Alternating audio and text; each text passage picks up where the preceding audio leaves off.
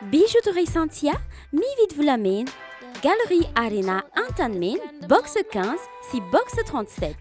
Monto plus Ankafiziny Monto Plus miaraka amin'ny Logité. Picor, un véritable atout esthétique pour votre habitat.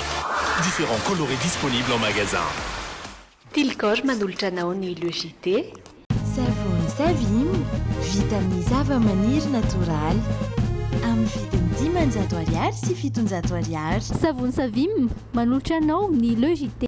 Ny dentifrice force no ampiasaintsika hitazomana ny nifintsika ho salama sy mafy tsara. Dentifrice force, nify matanjaka, tsika mamiratra. Dentifrice force manolotra anao ny Logité.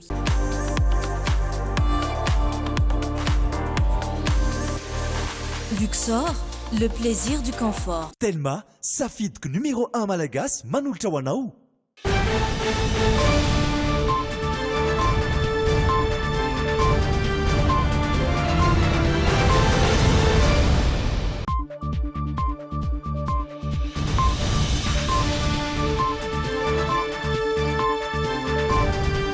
Alakamisy fasivy ny volana Jolay taona 2024 ampifaliana indray tompoko lasy tompoko vavy no hitsidiako ny tokantrantsika tsirairay avy amin'ny ity alina ity ary anasako anao ihany koa anaraka ny fampalam-baovao hatramin'ny farany.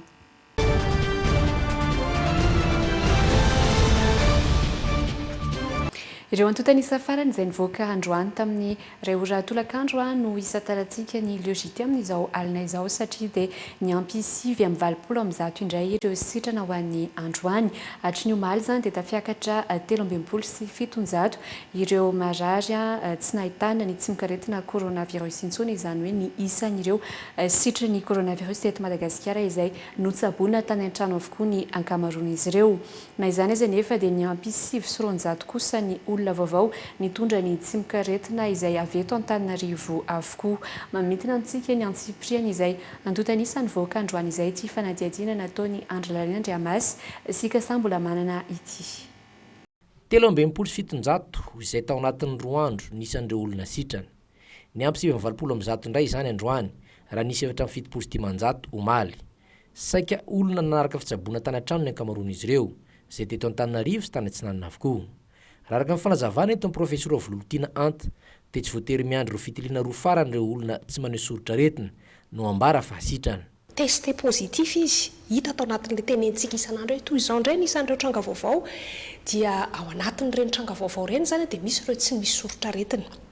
Matetika ireny ilay hoe contact étroit hoe olona tonga hoe olona niara-niaina amin'ilay olona efa nitondra ny tsy mikaretina nefa tsaboina amin'ilay tsy mikaretina ohatra tsy nahitana soritra aretina izy dia ialana zany amin'ilay hoe avesatra ilay hoe tsy maintsy misy taloha tsy dia izay hoe manao PCR indroa négatif melanelana 2 andro vao lazaina hoe sitrana fa noho ny fandinihana ny eo amin'ilay hoe atao hoe tranga efa matapitrisany maro sy ny traikefa zany dia ny OMS dia namoaka hoe ho an'ny olona tsisy soritra aretina dia tsy mila manao test manomboka eto zany dia tsy takiny intsony ilay hoe manao test hoe ahafahana indray miteny hoe zao ny sitrana fa rehefa tapabolana ao aorianany nahitana hoe pozitif hoe nitondra ny otrikany tsy mikaretina zany ny olona anankiray izay tsy nisy tsy mikaretina dia afaka lazaina fa sitrana. Dika ilay hoe sitrana zany dia hoe afaka tsy atahorana intsony izy ny amindra amin'ny manodidina azy.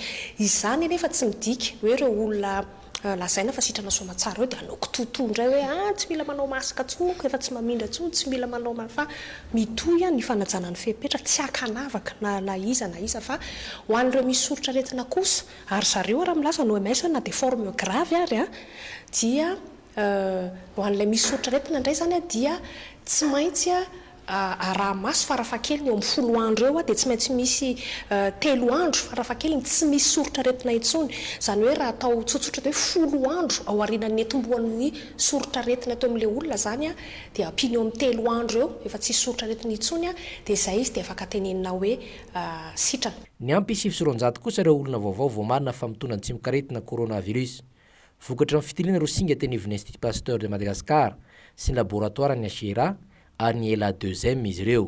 Ny Institut Pasteur de Madagascar dia nanao fitiliana 730 teto Antananarivo ary 470 tany Tomasina. Tany Tomasina dia tsy nahitana tranga vaovao na iray ara tamin'ireo 470 fitiliana. Ny teto Antananarivo kosa dia nahitana tranga vaovao raiky amin'ny zato ary avy eto Antananarivo daholo izy ireo. Ny laboratoaran'ny hôpital Joseph Ravangendrena Valina kosa dia nanao fitiliana zato ka nahita tranga vaovao 520 dia avy eto Antananarivo avokoa izy ireo. Ary ny laboratoire la deuxième dia nanao fitiliana 530 ka 340 ny tranga vaovao voatiliny zareo tamin'izany dia avy eto Antananarivo avokoa izy 340 ireo. Rehefa natambatra moa zany dia izay nanome ny 900 izay tranga vaovao avy eto Antananarivo avokoa. Tsy nisy kosa ny enina foinambara androany ka nijanona 3 izany hatreto rehefa nodimandry noho ny Covid-19. Nena telo koa ireo olona ny fahasarotana na forma grave ka tonga 56 izy ireo, izay eny amin'ny HRB ny 420, eny Anosiala ny 40, eny Antotapenanka 9, eny amin'ny hôpitalin'ny Fianarivony ny iray ary amin'ny CHU Andrinjato Fianarantsony ny iray. Tsy misy forma grave intsony any Tomasina. Fa niteraka resabe teny anivo ny fiarahamonina sy ny tambazotra tserasera ny antom-pahafatesany solombavam-bahoaka ny Morombe faritra Atsimo Andrefana Rakotomalala Lucien ny lehibe ny hôpital miaramila ny Soavinandriana dia nanamafa coronavirus izay nahatonga azy hanana fahasarotana rapisefona no nahafaty azy. Nanda izany kosa nefa ny mpitondra teny ny gouvernemanta ny ministry ny serasera Androany Fanadiadina raha ny amin'ny andro lalaina Andriamasy sy Kasambolamana ary Doda Ratsarinjato. Na beresaka ny maro teny nivon'ny fiarahamonina sy teny amin'ny tambazotra tserasera ny antony nahafatany solombavam-bahoaka ny Morombe faritra Atsimo Andrefana Rakotomalala Lucien. Efa nazavainy taleny hôpital miaramila Soavinandriana teto amin'ny logité Omaly fa naneho fahasarotana ary ny famonjena sy ny tsaboana tena sampandrarana tokony an'ireo olona marary ny Covid eny amin'ity hôpital ity izy ary teny mihitsy no namony ainy. Gaga ny ankamaroan'ny olona fa tsy mba nivoaka tao anatin'ny antotanisany CCO nefa izany atry nomaly. Namaly izany ny mpitondra teny ny foibebaikona ny ady amin'ny Covid-19. Ny décès izay entintsika eto zany dia ireo olona izay lavon'ny Covid-19 izany hoe voan'ilay Covid-19 comptabilisé ao anatin'ireo cas positif atsika. Izany hoe natao test PCR dia nahitana ny tsy mikaretina. Ka matoa zany tsy nentina teto Omaly zay dia no ny antony hoe négatif amin'ny test PCR-ny. Zay ny antony. Nanamafy izany raha teo ny ministry ny serasera sy ny kolotsaina Lalatiana Rakotondrazafy Andre Tongarivo fa ny iba amin'ny fitiliana PCR natao azy. Tsika moa mahafantatra fa ny fomba fanisana ny olona atao hoe marary ny Covid na sanatria vavamteny maty ny Covid dia ireo izay comptabilisé satria nisy test négatif. Zay no nahatonga ny tsy voaisa ao anatin'ny olona ndaosany fahafatesana noho ny Covid izy ao anatin'ilay hoe décès noho ny Covid zany ary tsy voaisa ihany koa anatin'ny hoe marary ny Covid satria na dia nisotra aretina rehetra tany aminy azy Covid rehefa natao test izy dia négatif dia izay avoaka ny test ihany zany comptabilisé ny avy eo anivon'ny ministère ny fahasalamana dia iny no ampita aty amin'ny CCO dia zay no avoaka amin'ny Haino Amanjery. Zay no nahatonga ny tsy tafiditra tao anatiny na dia hita aza fa nisoritra aretina tokoa zany makany amin'ny Covid fa saingy ilay test négatif dia tsy comptabilisé zany izy. Androany dia tsy mbola nisy olona namony ainy noho Covid-19 teto amintsika. Nena telo ihany koa aza nisan'ireo olona ny fahasarotana na forma grave naneran'ny Madagasikara. Fa niompana tanteraka amin'ny fiatrehana sy ny ady amin'ny valanaretina Covid-19 eto Madagasikara ny filan-kevitry ny ministra izay notarian'ny filoham-pirenena Andry Rajoelina Omaly tamin'ny alalan'ny visioconférence nisongadina nandritra izany fa apetraka manomboka Rampitso Zoma 10 Jolay ny centre de traitement Covid-19 ka ao amin'ny CCO Enivato no ametrahany izany. Fantatra ihany koa fa manomboka izao dia hoeny amin'ny hôpital Anosiala avokoa no andraisana ireo marary izay mampiseho fahasarotana na forme grave. Mbola nitoy hatramin'ny androany moa izay filan-kevitry ny ministra notarian'ny filoham-pirenena izay iarahany amin'ny holavitry ny mpitsapy sy ny holavitry ny mpivarotra fanafody. manoloana ny fianaky ny valanaretina covid-19 eto Madagasikara, indrindra eto amin'ny faritra Analamanga amin'izao fotoana, dia enao mafisina nandritry ny filan-kevitry ny minisitra Omaly ireo lamina sy fepetra hiadiana amin'ny coronavirus. Nisongadina nandritra izany ny fametrahana ny centre de traitement covid-19 ka eny amin'ny CCO Ivato no anaovana izany, anomboka Rampitsozoma folo Jolay. Izany hoe navadika ho toeram-pitsaboana ny covid-19 ny foibe-pibaikona ny ady amin'ny coronavirus eny Ivato. Ronjato farafahakeliny ny marary raisina amin'ny toerana iray izay ahitana mpitsabo sy mpiasa ny fahasalamana miisa 520 ka hatramin'ny 520 isaky ny toerana andraisan'ireo marary. Ireo centre de traitement ireo dia atao andraisan'ireo marary manana sorotraretina efa miamiombo nefa tsy afaka ny hanao fihiboana ny an-tokantranony noho ny antony maro isan-karazany. Noho ny avitsin ny manampahaizana miandraikitra ny fandraisana ny valanaretina kosa dia noezahana ny ampivondrona azy ireo amin'ny toerana iray mba ahafahana mandray an-tanana ara-dalana tsara ireo marary rehetra. Fantatra ihany koa fa manomboka izao dia eny amin'ny hôpitaly Nanosiara no andraisan'ireo marary izay mampiseho fahasarotana na forme grave. Notsindrin'ny filan-kevitry ny minisitra ihany koa ny tokony hanajana ireo marary izay tsy misy sorotraretina, ireo fepetra ny fihiboana rehetra any an-tranony sy ny fanarahana amin'ny antsakany sy andavany ireo toromarika ny mpitsabo. Mariana fa mbola mitoetra amin'ny androany izay filan-kevitry ny minisitra izay miaraka amin'ny holavitry ny mpitsabo sy ny holavitry ny mpivarotra fanafody tarihan'ny filoham-pirenena hatrany. Fa tsy mbola tonga eny anivony ireo CSP2 araky nambarany minisitra ny fahasalamam-bahoaka tamin'ny alahady lasa teo kosa ireo fitiliana ny coronavirus. Raha ny fanazavany tompon'andraikitra voalohany avy eo anivony foibe-patry ny fahasalamana eto Analamanga kosa dia misy amin'ireo CSP2 no efa nomena toromarika manokana momba ireo olona izay mampiseho sorotraretina aiahina ho coronavirus. Araky ny fantatra dia tsy mitazona marary ireo CSP2 fa fanafody no omena ary raha sanatria ka misy marary mampiseho fahasarotana dia aterina avy hatrany eny anivony hôpitaly araky ny fanazavana hatrany. Horantsika ny andindininy eo amin'ny sariny Dota Ratsarinjato. Anisan'ny nambarany minisitry ny fahasalamam-bahoaka tamin'ny fandarana manokana atao amin'ny fahitalavim-pirenena ny alahady teo fa anakaiky ny vahoaka ny fitiliana ny coronavirus ka ametrahany izany ny eny anivon'ireo CSP2 maromaro eto Andrenivohitra. Raha nambaran'ireo tompon'andraikitra teto amin'ny CSP2 Antanimena nefa dia tsy mbola nisy fitiliana tonga mihitsy tetỳ amin'izy ireo hatramin'izao. Nanamafy izany koa ny médecin chef avy eto anivo ny foibe-patry ny fahasalamana eto Analamanga. Raha ny fanazavany dia mbola miandry izay fandaminana sy toromarika avy any amin'ny ministera foibe izy ireo. Test zany au niveau ny CSP dia mbola tsy disponible zany au niveau ny CSP fa ny zavatra ndraikitra ataon'ny CSP zany zao dia mandray an-tanana andreny olona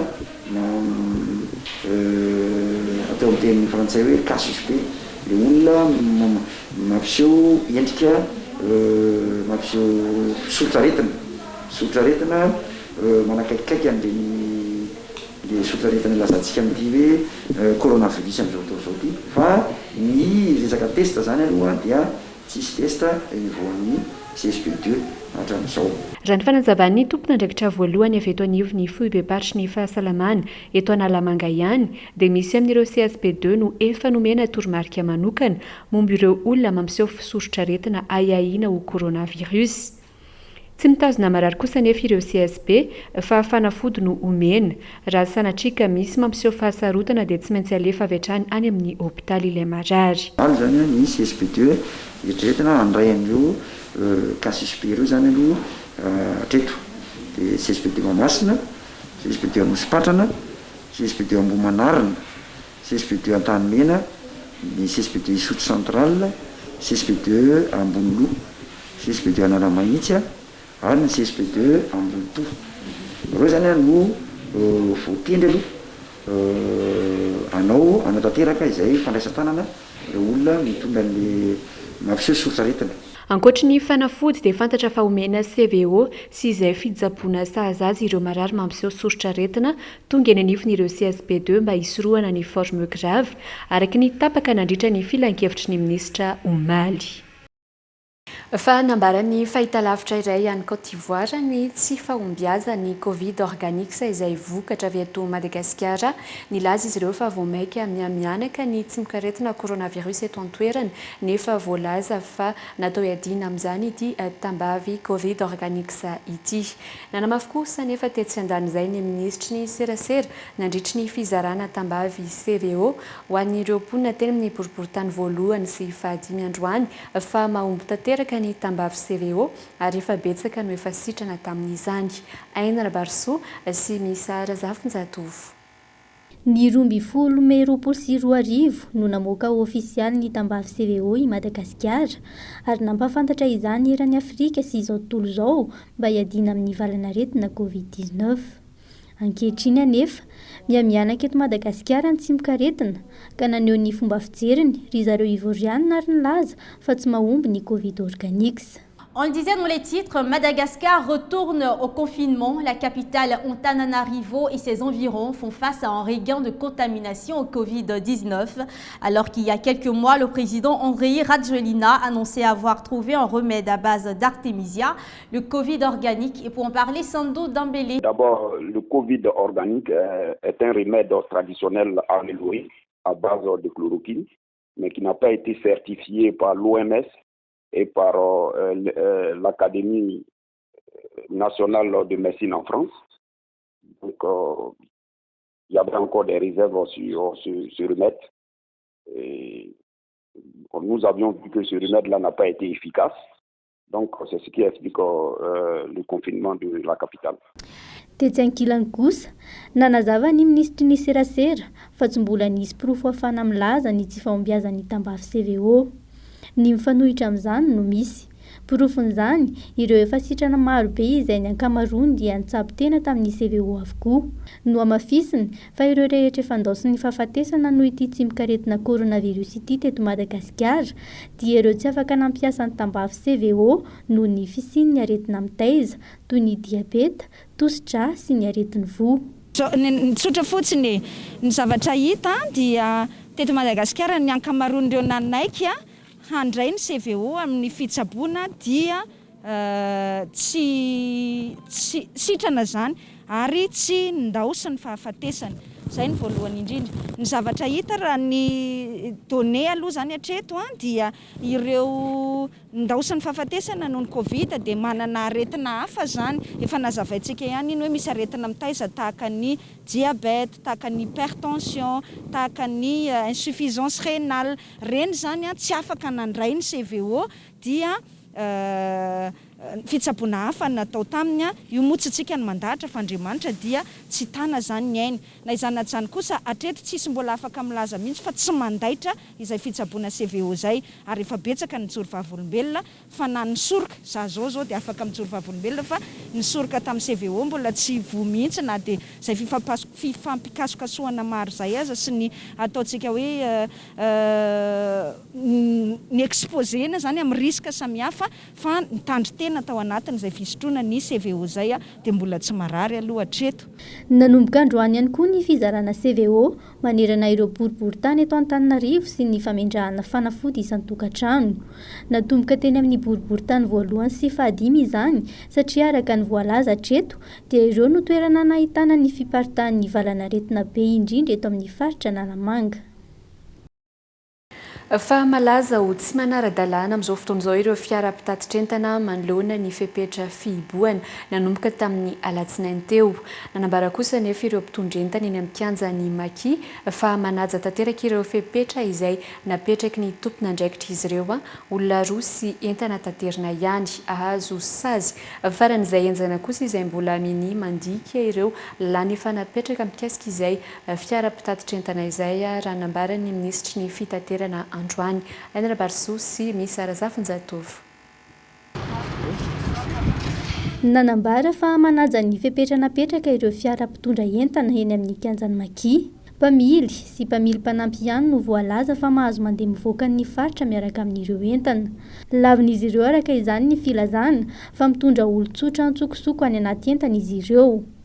Raha ny eto amin'ny kianjan'ny Maki manokana dia mizotra ara-dalàna toy ny andavanandro ny fitaterana entana fa tsy maintsy miainga kosa rehefa tonga ny amin'ny 12 oratoandro. Ny olona le voalaza amin'ny fanjakana ihany le hoe raha eo amin'ny tevany azo entina fa zay ny voalaza amin'ny zareo dia zay ihany zay tsy mitondra olona tsokosoko fa entana ihany ny tena hoentinay. Ny hafa aloha tsy fantatro fa raha ny anay tsy copilote iray ihany ny azo entina dia doublage zany zay ihany ny azo entina fa zay tsy mitondra olona tsokosoko. Ny entana raha ohatra ny anay zao ambatoboany izany ny entanay aza tsy zaka lalana any aminay manko ratsy dia entan'olona ary misy tsy zaka ny sasany. Mbola misy ihany anefa ireo olona tafavoaka ny faritra Analamanga amin'izao fotoana izao. Raha araka ny fitarainana nataon'ireo mponina sy ny mpivarotra tany Mahajanga omaly sy araka ny vaovao nahatratrarana olona tamin'ny lalam-pirenena faharoa tao ao. Nanamafy araka izany ny ministry ny fitanterana fa hiamafy ny sazy. Efa manao ny asany ireo mpitandro filaminana ary efa misy ny tratra. Misy kosa ireo mbola mahita hevitra hafatrany ary dia tafavoaka. Nampitandrina ny ministry ny fitanterana fa hiaran'ny sazy faran'izay enjana izy ireny raha mbola manohy izany. Ny fepetra fandraisan'ny fanjakana zany dia efa mazava be mihitsy hoe tsy misy mandritra ny 5 andro manaraka ho avy zao mivoaka sy miditra amin'ny faritra Analamanga. Ny mpitandro filaminana dia efa nandray andraikiny nanamafy ny barazy rehetra izay mivoaka sy miditra eto Analamanga. Raha misy moa no mbola tafatsoaka anatin'izany dia atao hoe tena tafatsoaka anatin'ny filiany napetraky ny mpitandro filaminana izy fa ny tsara fantatsika ary zay tratra amin'izay dia mety azo ny tena sazy mafy dia mafy mihitsy fa tsy ivona zany tsika rehetra fa zao dia tokony samy andray ny andraikiny daholo ny tsiraray hoe rehefa tsy mahazo mivoaka dia mba angaviana mba tsy hivoaka. Marina trany fa tsy misy intsony ny fanomezana fahazon-dalana na hivoaka siditry ny faritra na ny fivezivezena ato anatiny amin'izao fihiboany izao eto amin'ny faritra Analamanga. Ny mpitondra entana irery ihany no afaka mahazo izany. Na ireo mitondra razana aza dia tsy azo atao intsony ny mitondra izany ny mivoaka ny faritra Analamanga. Fa maro ihany koa amin'izao fotoana izao ireo olona izay miditra ny sokosoko mitsoaka ny Tamatavy manam-baovao mikasika izay indrindra ny mpanao gazetintsika any an-toerana izay nidina teny fotony hijery ny zava-misy rahantsika tahaka izao ary ny angom-baovao izay notanterahany Rémy Prudence hoentiny Aina Rabarso sy misy Razafinjatovo amintsika.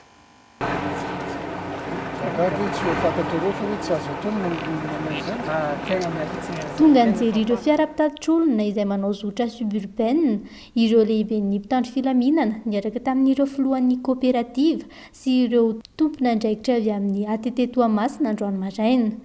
Lalam-pirenena faharoa izay mampitohy an'i Toamasina sy Ampasambadinika ary lalam-pirenena fahadimy izay mihazo hatrany 10 pointy no nanaovan'izy ireo izany fitsiriana izany.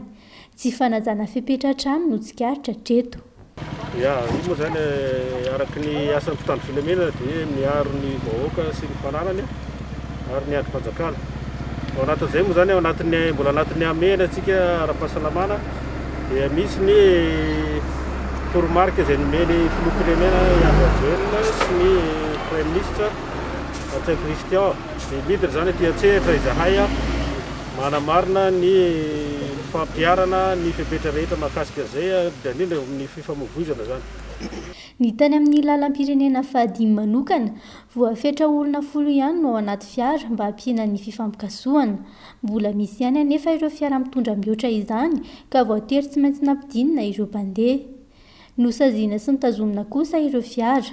Hita ihany koa fa tsy mampiasa fitaovam-piarovana toy ny savony sy ny gel désinfectant ireo fiara. Ary fantatra fa maro amin'ireo mpamily no tsy maka-antsoratra ny momba ireo mpandeha izay hoentiny. Nandehantsika izany teo tary amin'ny RN5 efa nahita moa zany ny tsy fanarahan-dalàna maromaro fa tsy zavatsy ny surcharge zany amin'ny tomobile izay taxi bus. Ao ihany koa ny tsy fananana gel amin'ny ireo mpitatitra. Misy fiara ny surcharge misy seza zany nefa tsisy seza le olona dia mitsangana zany ao anatiny zany hoe mihoatra ny isa tokony voalaza afaka mandeha zany. Nanamarina zany tsika tamin'ny toerana zany ty toerana atao hoe tsy ampoizina satria anelanelan-dalana eto nahitana ireo fandikana lalàna maro reo. Dia efa raisina moa zany ny fepetra mahitanareo zao mijanona eto le tomobile asaina midina ny mpandeha dia manatona any amin'ny brigade ny police de la route ny gendarmerie zany reo andefasana ny sazy mahazo anazy resaka fourrière sy ny procès verbal zany. Tany amin'ny lalam-pirenena faharoa kosa mbola nisy fiara be tratra nitondra olona mihoatra ny roa, fiara mpitatitra olona izay lany fiatohana ary tsy manana taratasy ara-dalàna, na tratrarana moto izay mitondra olona tsy ara-dalàna ihany koa tany amin'ny lalam-pirenena faharoa. Fa nampiary ny filoham-pirenena amerikana Donald Trump kosa ny fandrahonana hatramin'izay ny mikasika ny fistan'ny vondrona iraisam-pirenena ho an'ny fahasalamana na ny Organisation mondiale de la santé. Aritra eritaona eo ny fanatotosana ity fanapahan-kevitra ity, fanapahan-kevitra izay voakihana mafy manohitra ity fistahana ity mantsy ny candidat ho filoham-pirenena demokraty Joe Biden. Tapaka izany fa dia hisitaka tanteraka ao amin'ny OMS États-Unis indrindra amin'izao mbola hiatrehana ny krizy ara-pahasalamana izao. États-Unis izay anisan'ireo tena voakasika mafy ny valanaretina araka ny tenin'ny mpanolontsaina manokany filoha Trump, mahery ny 3 alina sy 1 hetsy ireo olona namony ainy hatreto. Tamin'ny volana Mey no efa nanankiana Donald Trump ny fidiran'ny Chine lalina loatra ao amin'ity vondrona iraisam-pirenena ity. Nagataka fanovana ny tena ny saingy tsy nisy mihitsy ka izao ny afara tamin'ny fistahana tanteraka izao. Mandidina ny $700 isan-taona ny vola rotsaky États-Unis ao amin'ny OMS. Koa satria tsy nisy fanovana hita maso tao anatin'ny OMS, ho atsahatra manomboka izao ny faneraserana amin'ny vondrona ary ho atokana ny amina sehatra ara-pahasalamana Amerikanina sy maneran-tany ny vola tokony ho narotsaka tao, hoy ny filoha Trump. Tsy voasambany no nisintaka tamin'ny vondrona iraisam-pirenena ny filoha Amerikanina. Efa nisintaka tao amin'ny UNESCO izy, teo ihany koa ny tsy nankatoavany ny fifanarahana tao Paris momba ny toetrandro, teo ny fistahany mikasika ny fifanarahana ara-nukleary tao Iran, paikady manokana hamelezana n'ireo fifanarahana sy ny fomba fandrindrana ireo fanamby eo amin'ny sehatra iraisam-pirenena izao, hoy Pascal Boniface, manampahaizana manokana momba ny fifandraisana iraisam-pirenena. Voakihana mafy any États-Unis anefa ity fanapahan-kevitra ity, ambaran'ireo manohitra ny fanapahan-kevitra fa fanafenana ireo tsy fahatombanana amin'ny fifehezana ny krizy ara-pahasalamana ty fistahana ity. Nanamarina ny fandraisany ny taratasy manambara ny fialana tao amin'ny OMS ny birao eo anivon'ny firenena mikambana, saingy mbola maharitra eritaona eo ny dingana fanatotosana izany raha tsy hoe lany amin'ny fifidianana filoham-pirenena i Joe Biden izay efa nanambara fa hanafoana ny fanapahan-kevitra io. Après sa victoire. Mangataka ny fanokafana fanadihadiana mikasika ny doublon na anarana sy laharana kara-panondro verin-droa nandritry ny fifidianana rehetra izay niseho teto amintsika ny SFEM na Solidarité des victimes d'élection à Madagascar. Fikambanan'ireo voadona nandritry ny fifidianana teto Madagasikara. Ho azy ireo dia tsy tomomba natrany amin'ny fifidianana filoham-pirenena ny fikarakarana ka antony ny fitakian'izy ireo. Nisy ny fanambarana nataon'ny vondrona manoloana izany androany. Fanambarana entin-draza-tondra mpitondra teny ny SFEM. Araka ny fanambarana izay nataon'ny filoha lefitra ny CENI teo aloha, Andriamatoa Thierry Rakotonarivo, tamin'ny hainao manjery fa misy ny anaran'olona miverimberina sy ny kara-panondro miverimberina tamin'ny fifidianana rehetra ny fanesy teto amin'ny firenena dia maneho fa tsy tomomba ny fomba ny kirakarana ny fifidianana teto Madagasikara. Koa arak'izany dia mahatsapa izahay izay nandray anjara tamin'ny fifidianana rehetra na ny filoham-pirenena na ny soloam-bahoaka na ny betanana fa tsy ara-dalàna arak'izany ny fifidianana rehetra natao teto Madagasikara.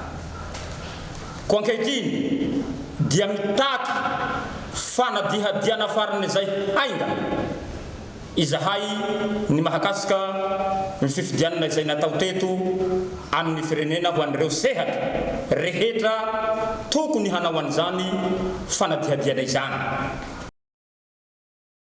Falafim-baovao hafa kosa indray ny 5 isanjato ny zaza latsaky ny 5 taona ao amin'ny faritra Moronmani no hiaran'ny tsy fanjari-tsakafo mitarazoka na ny malnutrition chronique amin'izao fotoana izao.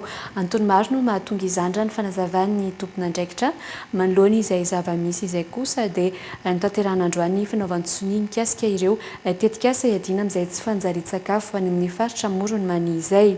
Vola mitentina iray faingo $300 no enty ny gouvernemanta japonais manoana ity tetikasa ity. Anisan'ny faritra voamafy amin'ny tsy fanjari-tsakafo ny ao Moronmani raha ny fanadihadiana nataon'ireo teknisianina. Ny antsasa-manila ny zaza latsaky ny 5 taona ao amin'ny faritra Moronmani mantsy no fantatra amin'izao fa hiarany tsy fanjari-tsakafo mitarazoka na ny malnutrition chronique. Raha ny antotanisa dia manodidina ny 9 eo ireo zaza voan'izany any an-toerany. Mba ampienana izay tany tsy fanjari-tsakafo ao Moronmani izay dia notanterahina androany ny fanaovan-tsony mikasika ireo tetikasa izay vadisian'ny gouvernemanta japonais vola mitentina $700. Aritra 2 taona ny tetikasa ka olona mahery ny 5 alina no kendrena ahazo tombony amin'izany. Isan'ireo ny vehivavy bevoka, ny zaza ary ny ankizy. Iompana betsaka amin'ny ahazoan'ny ankizy sakafo be otrikaina sy ara-pahasalamana ny tetikasa, eo ihany koa ny fisitrahana rano fisotro madio. Tanjona aoriana ity tetikasa ity ny ampiena hatrany amin'ny 30 isanjato ny tany tsy fanjari-tsakafo mahazo ireo zaza ao Moronmani hatramin'ny taona 2022. Ankoatra ny ministera ny fambolena sy ny fiompiana ary ny jono dia maromaro ireo ministera miara-misalaha ao anatin'ny tetikasa miaraka amin'ny gouvernemanta japonais sy ny JICA ary ireo sampandrarany firenena mikiambana eto amintsika toy ny FAO sy ny PAM ary ny UNICEF. Famitarika hatrany amin'ny fandikan-dalàna ny olana ara-tany. Lehilahy iray manana aretina mitaiza no nikasa hivarotra ny tany mba ahafahany manao ny fandidiana azy. Teo indray nefa no nipoitra ny lehilahy iray izay milaza fa tompony io tany io. Rehefa hanao marina nefa dia fantatra fa tsy misy pirofo manamarina izany. Niafara tamin'ny fandrahonana sy fikasana akaikery ny ilay lehilahy moa ny raharaha araka ny fanadihadiana nataony Jerry sy Kasambola manana. Lehilahy lehibe iray antsoina hoe Rabarjona Emmanuel 20 taona no manana tany eo amin'ny bypass. Taizan'aretin'ny prostate ny tenany ka nanapa-kevitry ny hivarotra ny taniny mba ahafahana manao ny fandidiana azy. Tamin'ny fotoana io no nisy ny laza ho tompon'ny tany ihany koa.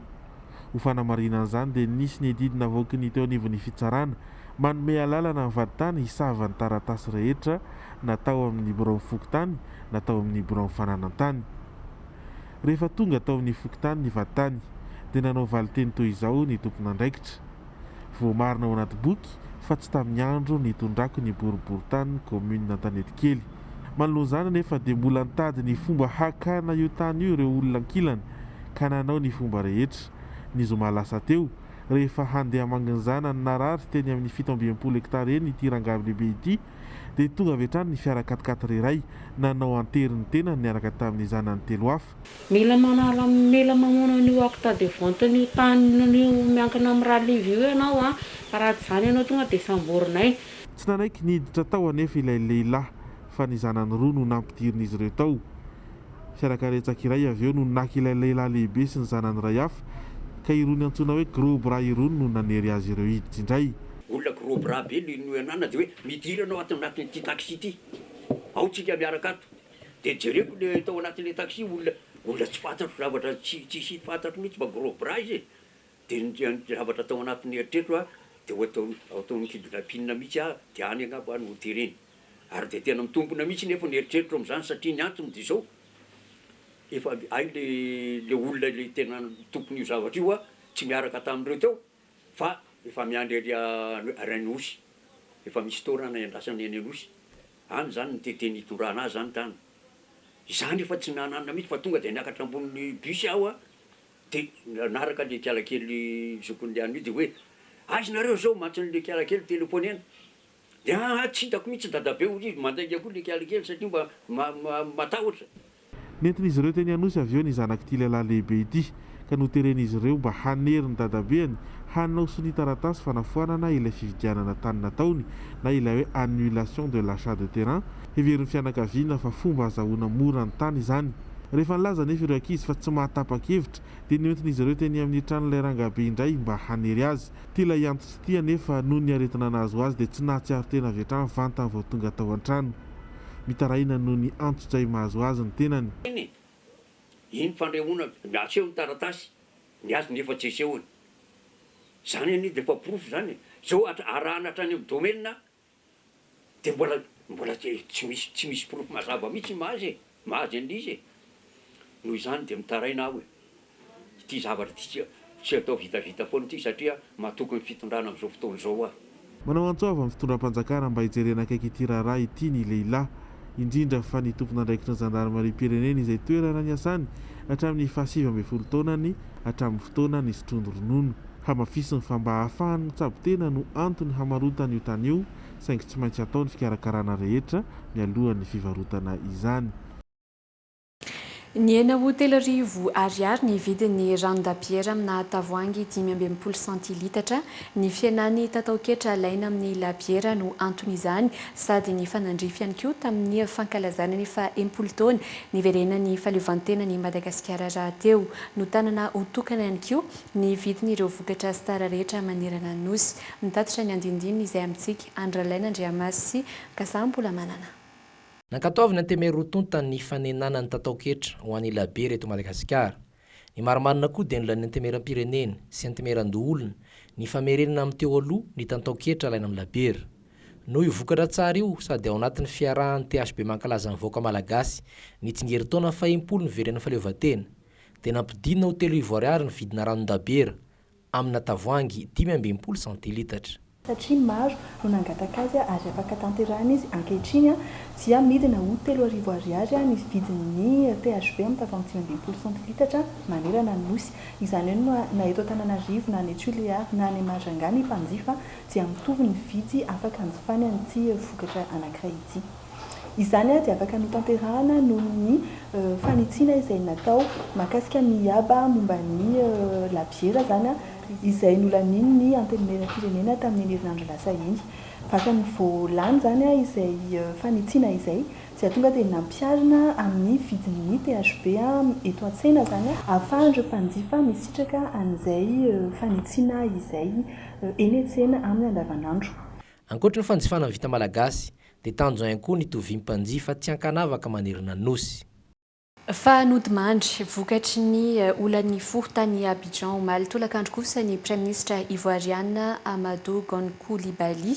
Andro vitsy talohan'izy io izy no tafaverina an-tandrazana ary nanambara fa vonona ny anohy ny fiara-miasany amin'ny filoha Alassane Ouattara ho amin'ny fampandrosoana ny Côte d'Ivoire.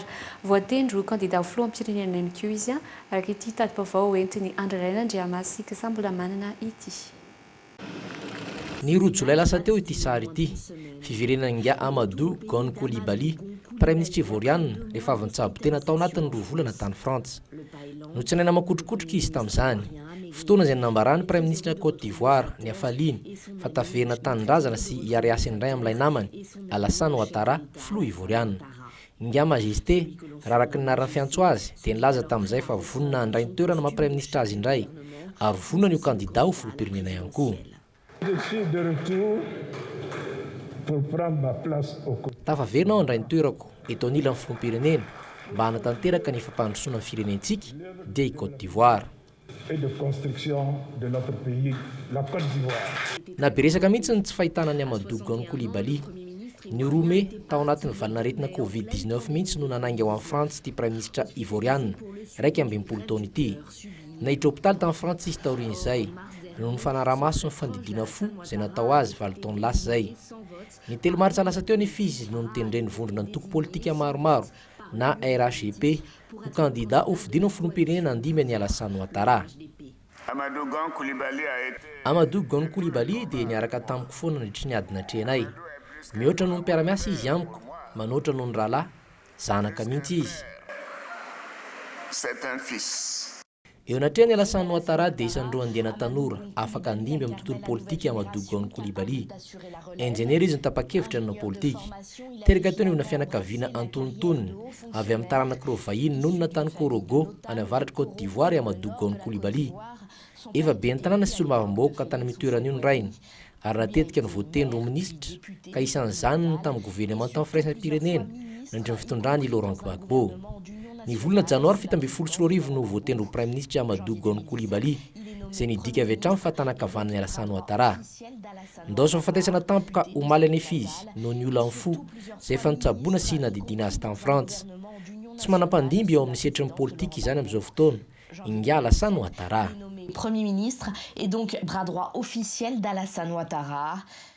Dia ihany koa no manakatona ny fampahalalam-baovao tamin'ity alina ity ankasitrahako feno ianao mpijery nanaraka izany hatramin'ny farany isaorana ihany koa ny ekipa rehetra manome fotoananao indray izay rahampitso amin'ny ora mahazatra veloma tompoko.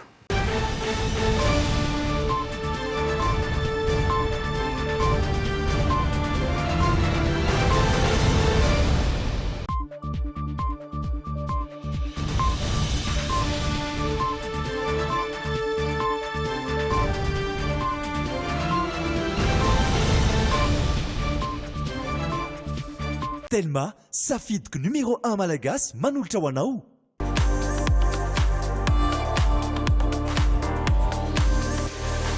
Luxor, le plaisir du confort. Savony Savim, vitamine zava-maniry natoraly.